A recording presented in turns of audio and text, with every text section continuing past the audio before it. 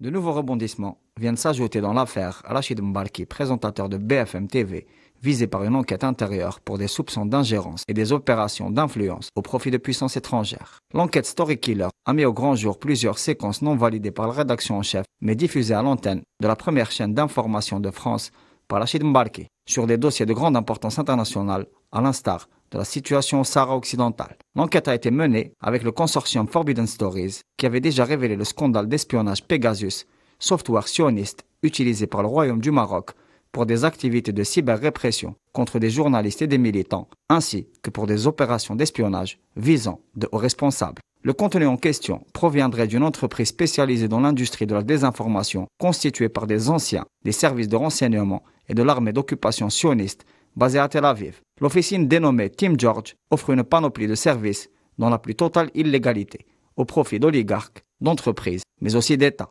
Opérations d'influence via création de faux comptes dans les réseaux sociaux, fabrication de faux documents, production de contenu audiovisuel à vocation de désinformation. Et la liste est encore longue. Ces mercenaires de la désinformation sont spécialisés dans la manipulation des opinions publiques et auraient déjà interféré dans des dizaines de processus électoraux, orchestrant de véritables opérations d'ingérence à grande échelle que l'entreprise sioniste revendique ouvertement. À ce propos, le patron de l'officine s'est vanté à des journalistes de Story Killers de sa possibilité à faire passer des sujets sur les chaînes françaises. BFM TV a enclenché une audit interne pour enquêter sur ces graves faits d'ingérence au profit du Maroc et de l'entité sioniste.